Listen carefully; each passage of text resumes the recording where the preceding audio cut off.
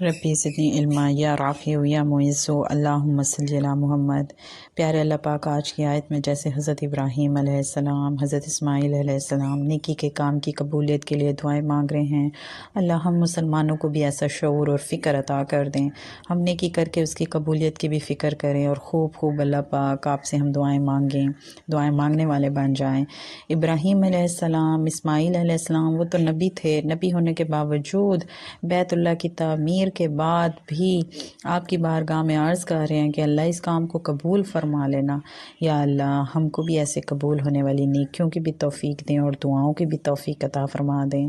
اللہ ہم نیکی کر کے ترانا چھوڑ دیں، ہمیں ایسا بنا دیں، ہم نیکی کا کام کر کے کوئی ایسی حرکت نہ کریں، کوئی ایسی بات نہ کریں کہ جس سے ہماری نیکی ضائع ہو جائے، چھوٹی ہو یا بڑی ہو، جیسی بھی نیکی ہو، ہم نیکی کے ہر کام کو اللہ کی دین سمجھیں، اللہ کی عطا سمجھیں اور فوراً بھاگ کے ہم نیکیاں کریں۔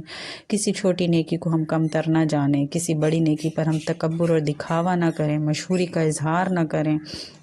اللہ ہم کو توفیق دے، ہمارا قرآن سے تعلق مضبوط ہو جائے، ہم اس کے لیے شعوری کوشش کریں۔ اللہ ہم کو بچا لیں کہ ہم نیکی کو تکبر، بڑائی اور دکھاوے سے ضائع کر بیٹھیں۔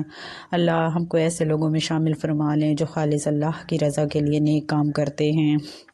اللہ ہماری دعاؤں کو تمام مسلمانوں کے حق میں قبول و منظور فرما لیں، تمام ضرورت مند مسلمان مرد و خواتین کے حق میں قبول و منظور فرما لیں۔